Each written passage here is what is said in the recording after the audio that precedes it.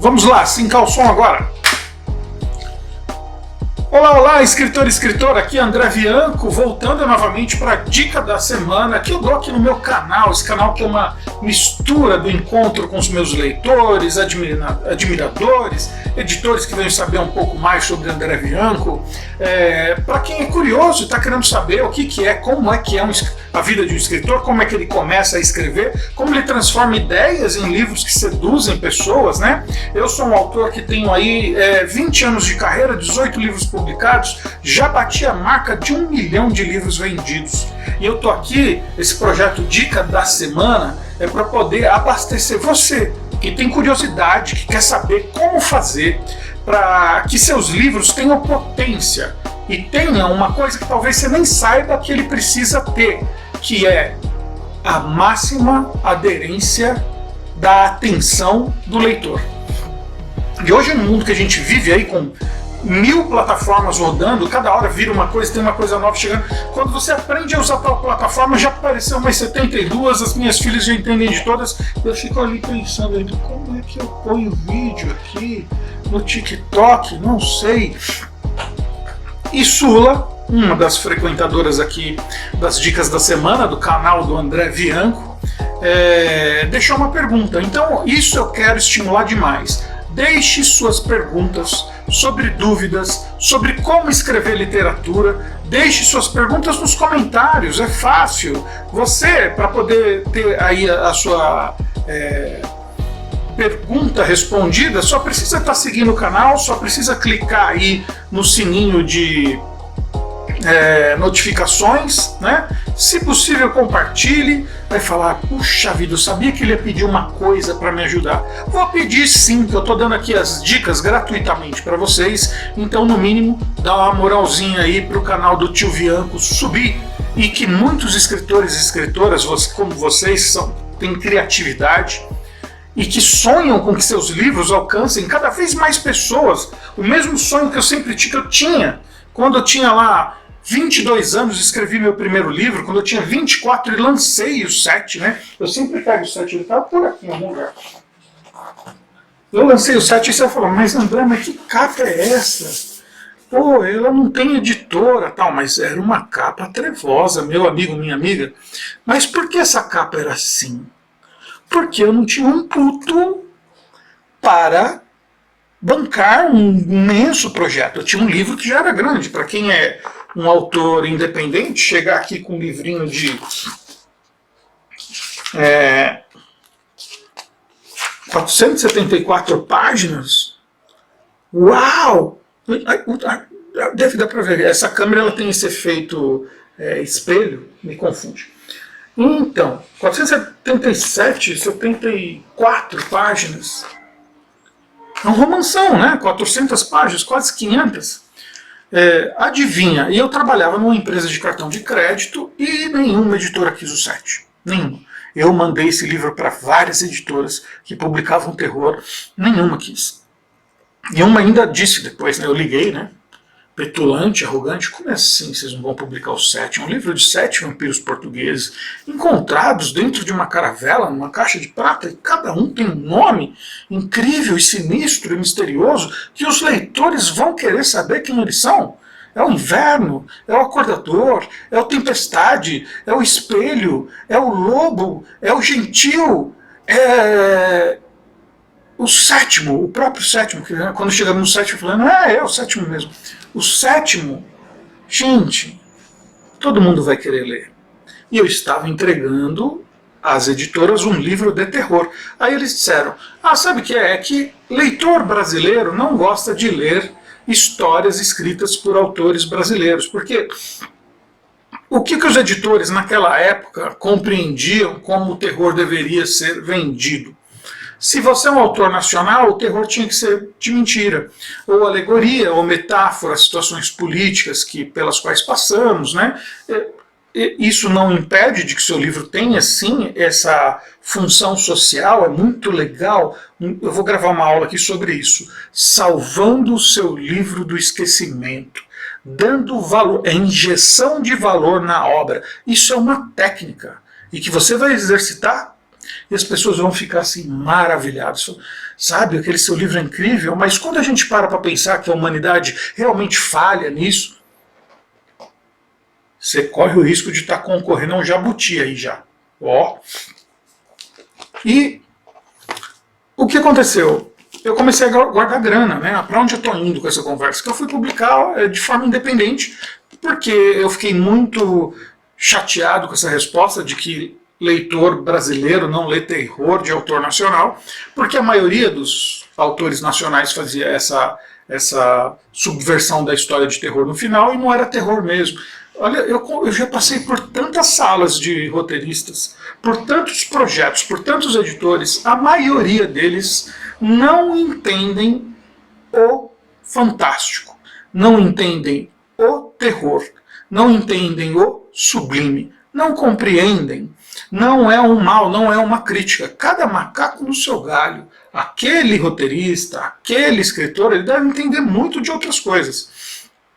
Mas eles não entendem que a fantasia, o terror e a ficção de gênero, que conquista aí, criando personagens maravilhosos, uma fanbase que é inexplicável, né? Aí a gente vai caminhar em audiovisual para Marvel, para Star Wars e tal.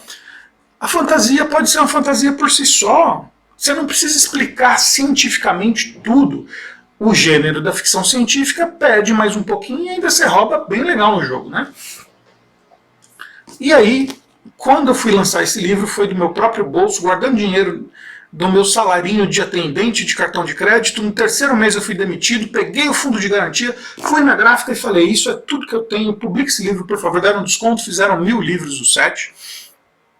E eu não tinha grana para fazer divulgação. Depois eu vou gravar um vídeo também, falando, André, fala sobre divulgação. Vou gravar um vídeo. As estratégias que a gente tem que fazer.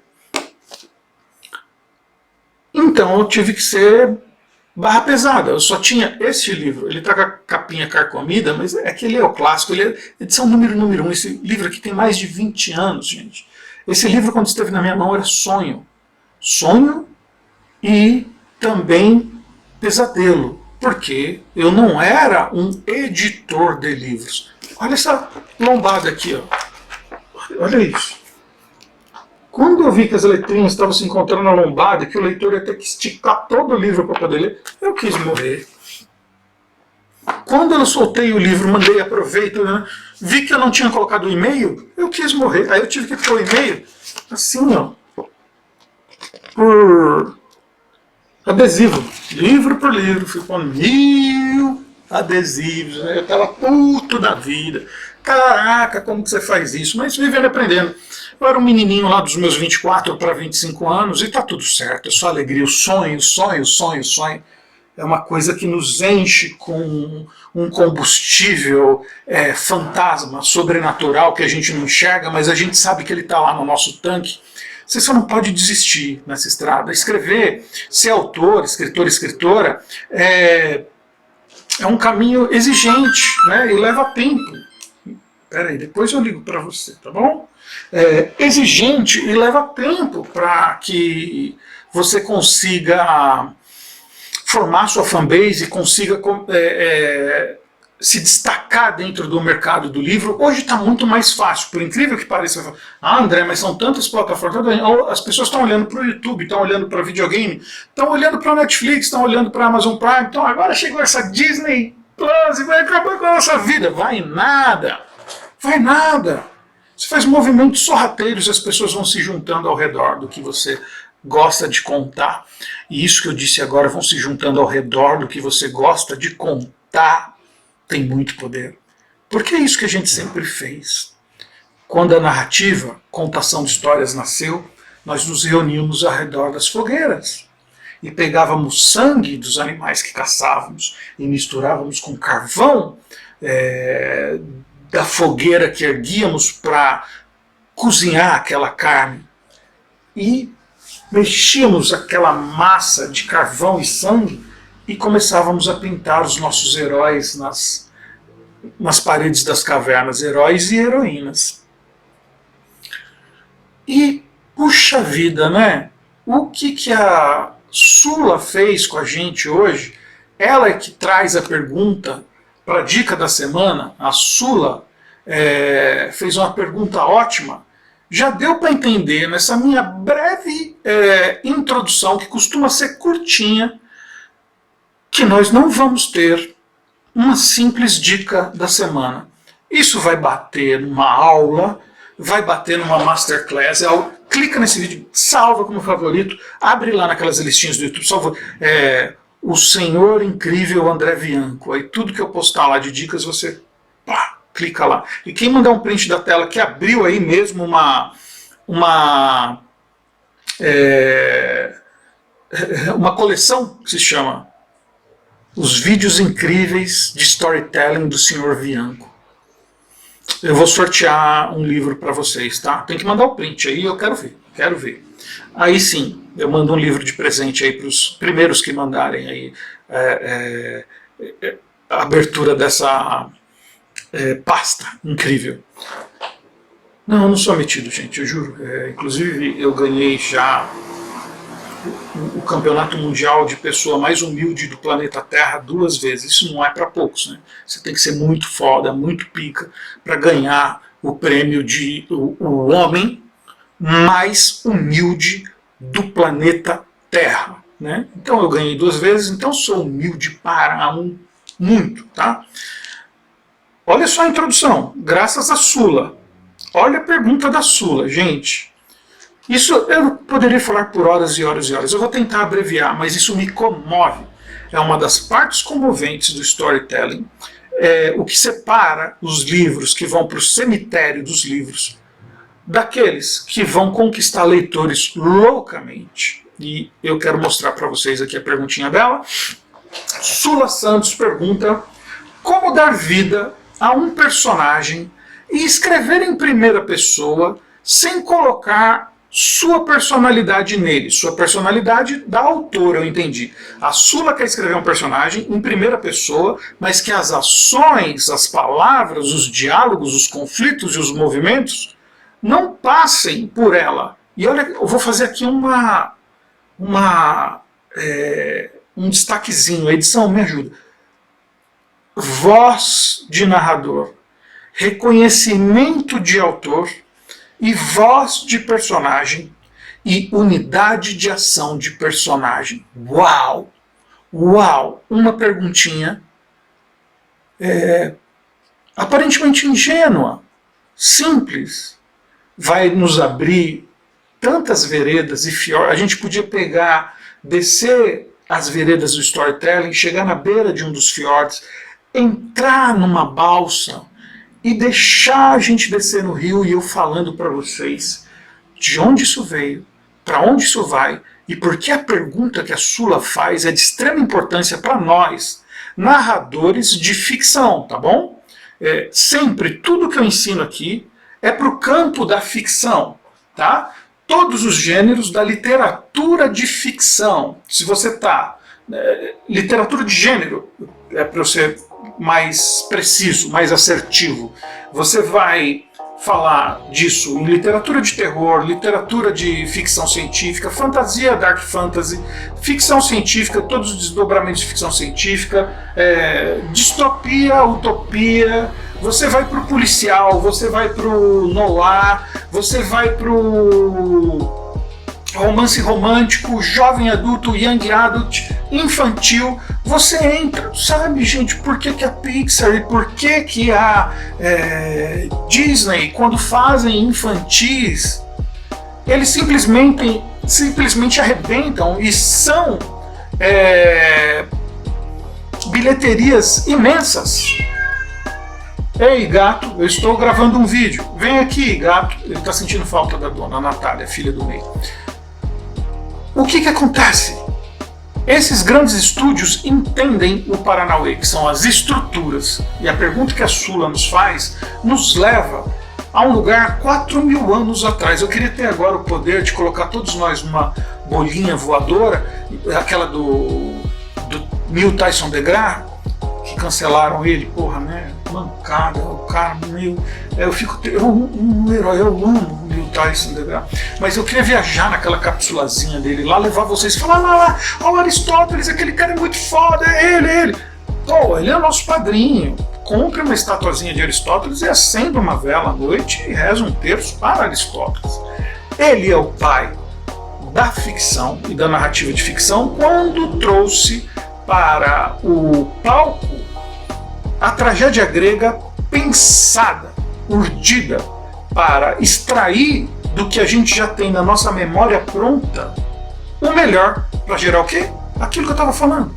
A máxima aderência do leitor. Bem, eu acho que essa foi uma das introduções mais longas que eu fiz, porque ela tem simplesmente até aqui mais ou menos 16 minutos. Não vou pedir desculpa, não. Prepare-se, escute, porque essa aula vai tocar o seu coração. Ela me deixa emocionado, eu já falei sobre isso centenas de vezes para os meus alunos nas palestras que eu faço, que é um período de pausa aí por conta do Covid, muito natural, mas quero ter o prazer de contar essa história de novo para você, aí do seu lado, no seu cangote, dentro de uma sala, todos vacinados, por gentileza. Falar de storytelling é algo emocionante. Não vou ficar mais nessa, porque já cansei vocês, e vamos para a dica da semana. Bora lá?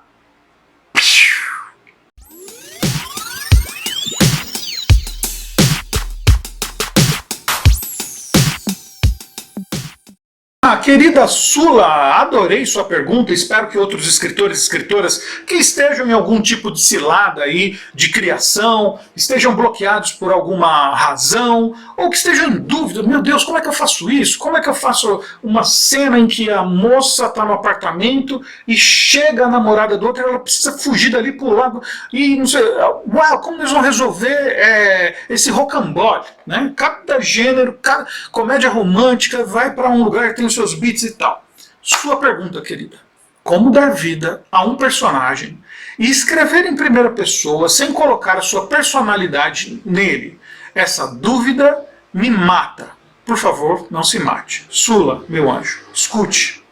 Abra seus ouvidos. Feche seus olhos. Deixe o mundo do storytelling te envolver agora.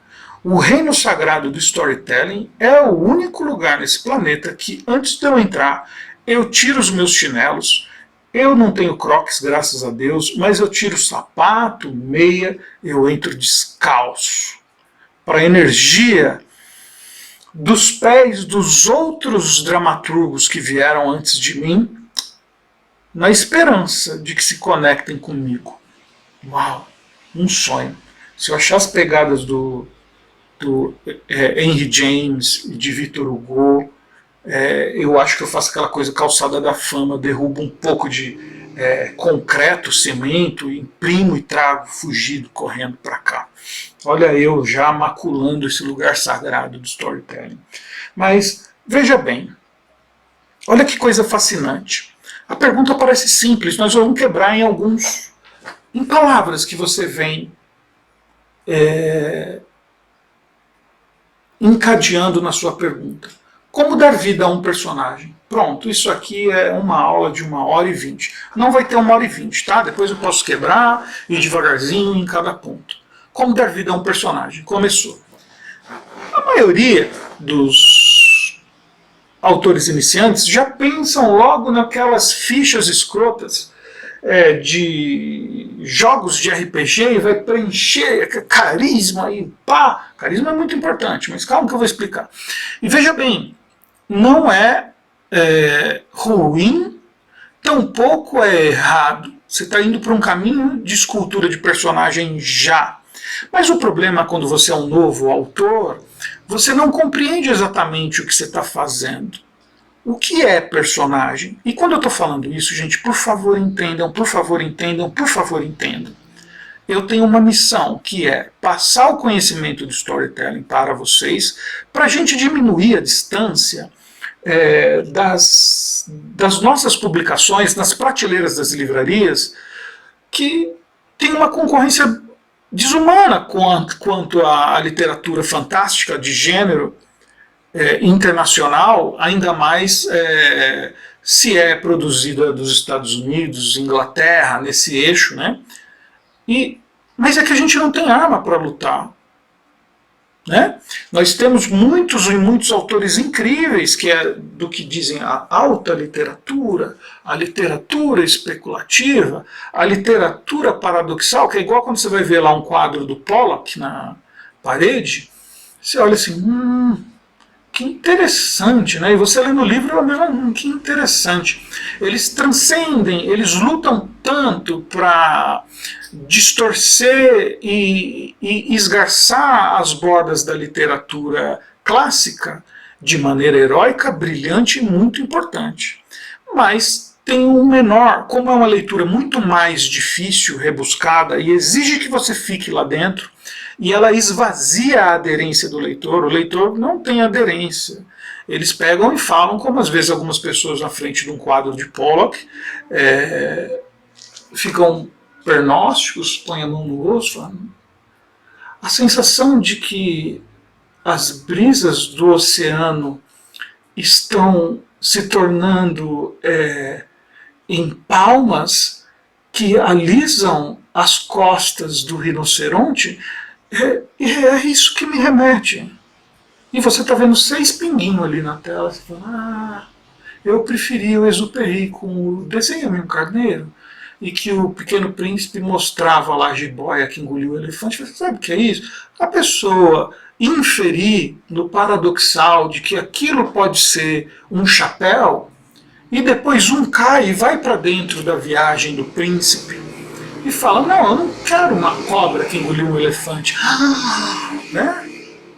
Mas Pollock não tinha cobra e elefante, gente. Então, isso é uma coisa estética.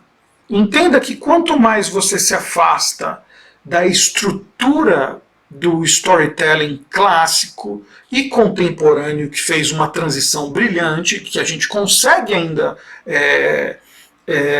usar com muita potência, sem perder a aderência do leitor, né? Mas você vai esfarelando a obra para um lugar, e de propósito, tá? Muitos autores fazem isso de propósito, ele não quer que as pessoas compreendam.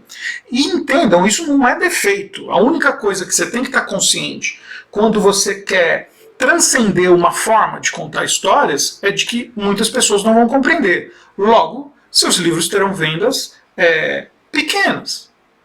Muitos autores imensos, de nome, vendem menos que 1000 exemplares. É uma judiação, porque eles são talentosíssimos. Mas eles vivem de outras formas também, não só dependem do... Eu sou um Penny Dreadful, dependo de cada página que eu escrevo. Para onde tudo isso que eu estou falando vai? Como dar vida a uma personagem e escrever em primeira pessoa? Não vamos inventar a roda. Vamos no clássico. Você, quando vai escrever, você não tem que imitar uma pessoa. Lembra quando eu estava falando das fichinhas? Às vezes você fica muito preso àquelas fichinhas e você quer colocar todo o conteúdo daquilo que você pôs como se fosse um aglomerado de fichas, uma em cima da outra, e você vai mostrando. Agora eu vou mostrar a parte que ele usa o cabelo roxo. Agora eu vou usar aquela parte que ele comprou uma coruja empalhada e guarda embaixo da cama da irmã dele. Agora eu quero usar aquela parte.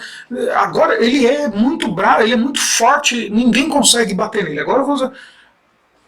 Tá, para onde está indo isso? Você está esfarelando o seu personagem e reduzindo a energia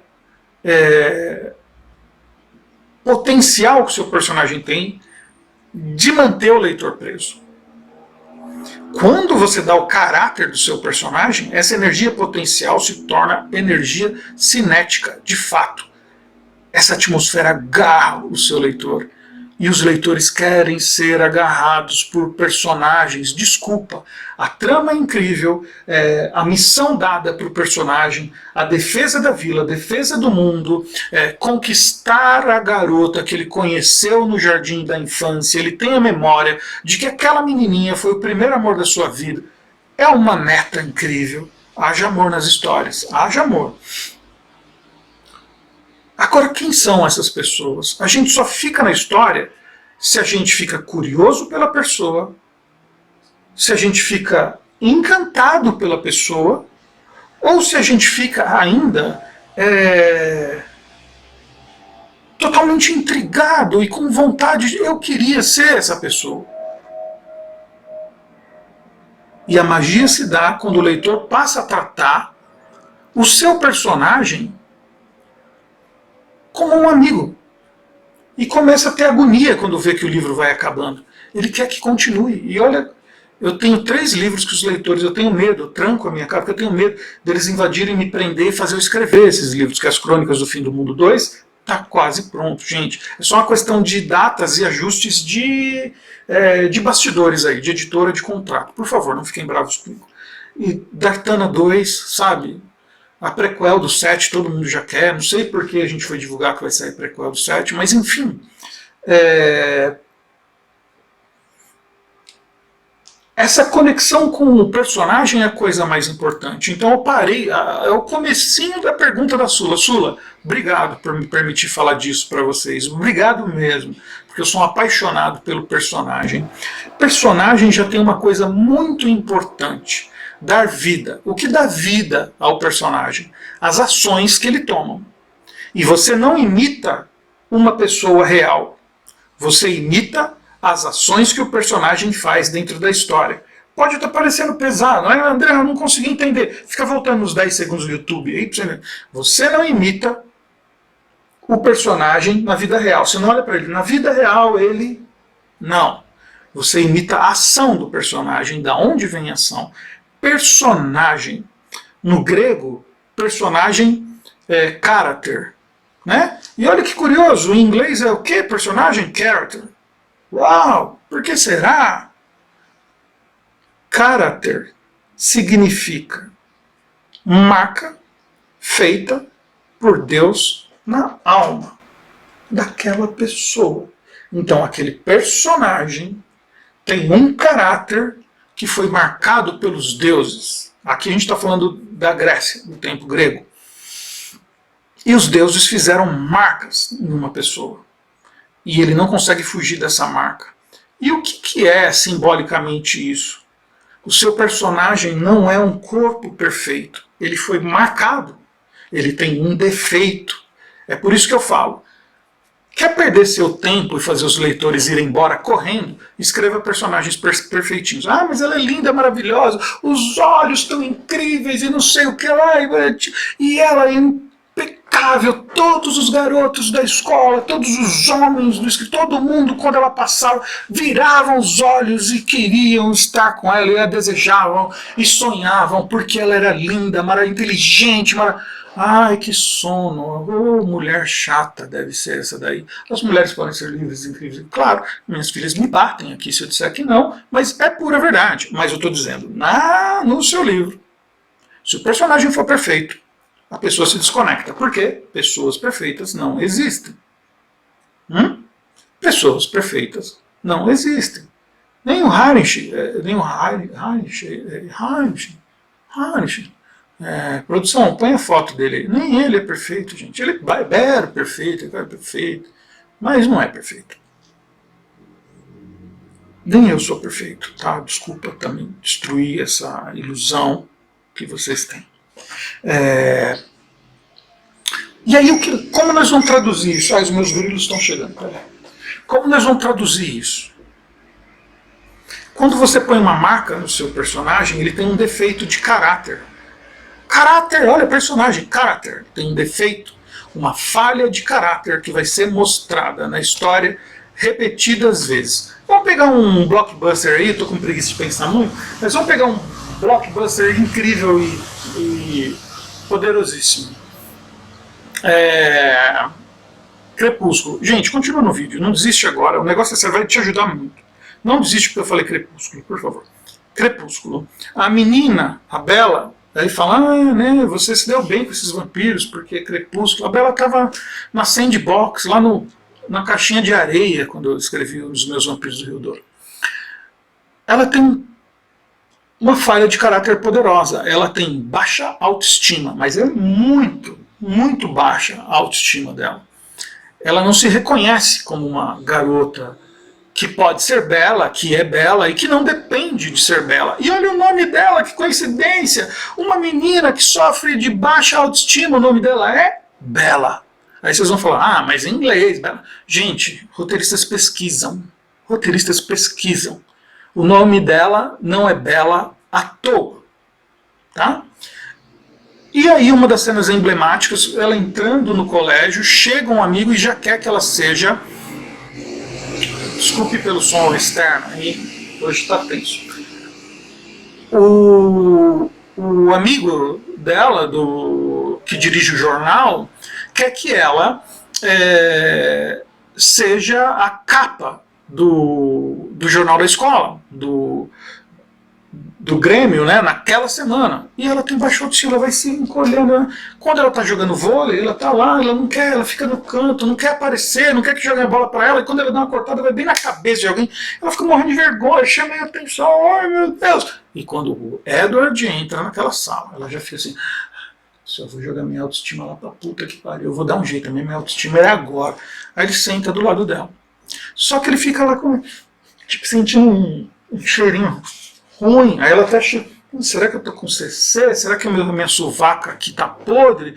E tal, né? Começou assim, olha, uma coisa atrás da outra, uma coisa atrás da outra, uma coisa, falando a mesma coisa. Também teremos uma aula sobre isso, que é unidade de ação. Me cobre. André, eu quero ver essa aula de unidade de ação. Eu decupo um filme inteirinho aqui para você entender o que é unidade de ação. O seu personagem, agora nós vamos chegar na parte de fala, diálogo, tá?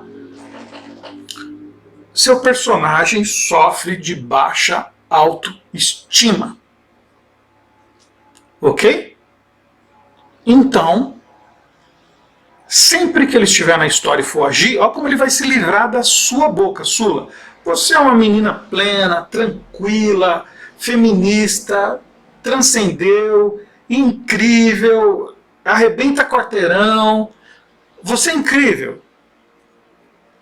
E aí você vai falar na boca da sua personagem, de baixa autoestima. Vamos pôr, o nome dela é Liz. Uma flor maravilhosa, linda. Mas ela não reconhece. E aí, toda vez que a sua personagem for abrir a boca, não vai falar com suas palavras. Você é descolada. Você é pau na máquina, você já não tá nem aí, não gostou da minha blusa, o problema é teu, bicho. Aí vai se resolver.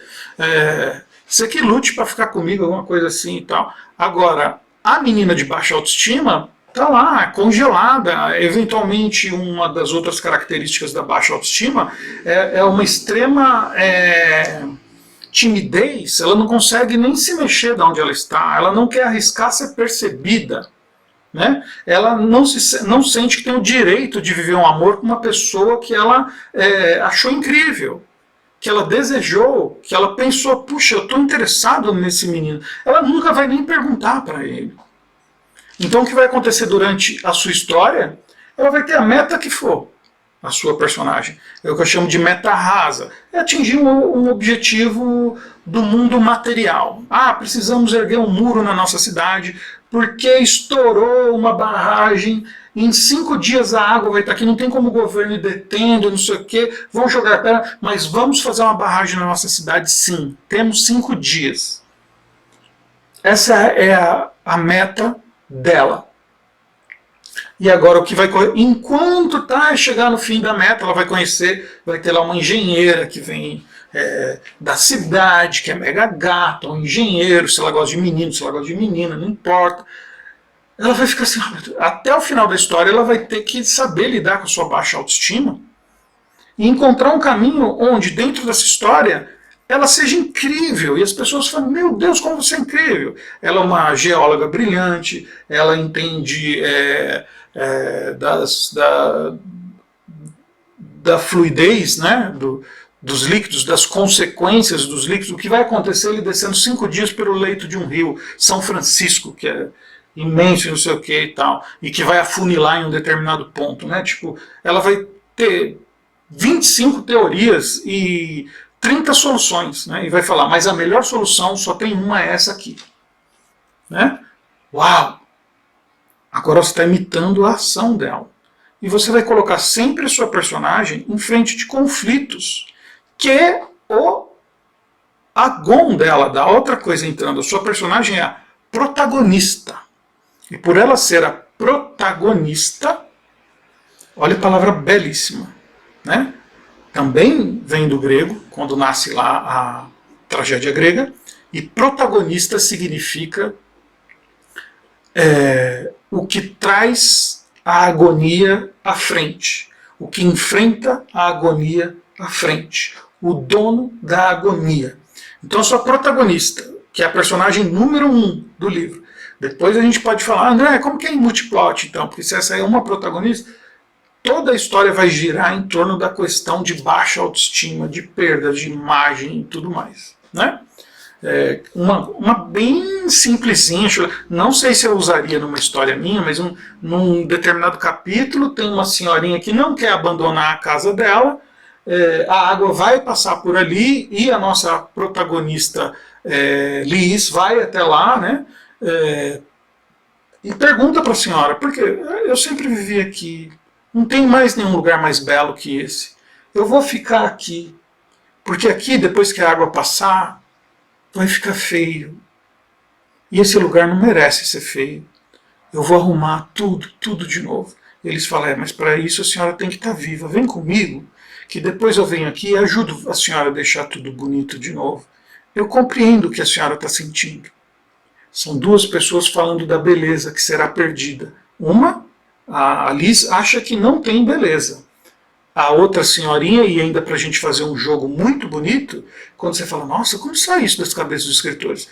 Aquela senhorinha que foi morar numa cidade do interior, no Retiro, ela já foi uma Miss Estado, aí, Miss Minas Gerais, Miss Pernambuco, Miss Piauí, enfim. Ela foi uma Miss. E agora ela está aí com 70 anos, as pétalas foram caindo, ainda é uma senhora bonita nos seus 70 anos, mas a vida passou, né?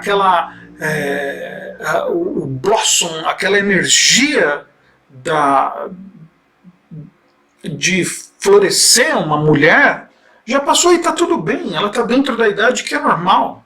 Né? Dentro da casa dela ela tem fotos dos campeonatos, os homens lindos que ela... E vai surgindo uma amizade aí entre ela e a Liz. E a Liz vai passar a aprender sobre que beleza não é tudo, pererê, que você tem que ser carismática, engraçada, você tem que, na verdade, aceitar-se como você é e não esperar que os outros gostem. Você não vai ter que se adequar ao gosto dos outros, né? Aí, querida, fechando aqui a sua pergunta nessa aula imensa e deliciosa, quando você estiver falando como a sua personagem, quando você compreender quem é a sua personagem, você vai saber o que ela vai falar. Agora está pronta para sua cabeça explodir, Sula, e todo mundo que nos acompanha aqui? Já deixa o seu like, que você gostou dessa aula. Você pode estar fazendo biquinho aí, mas vocês gostaram. Dá um like, ativa aí a notificação, porque você vai receber aulas incríveis sempre, sempre, sempre, tá bom? Vamos lá, explodir a cabeça? Sabe o que é mais legal de quando você investe em entender o monomito do seu personagem? É o que ele é e o que ele quer. Depois dou uma aula sobre isso. Tem os meus cursos, clica aí, tá aí no vídeo, tá na bio, tem o Da Ideia, o livro onde eu falo disso e muito mais, assim, vou embora em 200 módulos lá. 200 módulos é modo de dizer, tá? É módulo de dizer. Acho que são uns 22 módulos, algo assim. Clica no link, você vai ver o cursinho.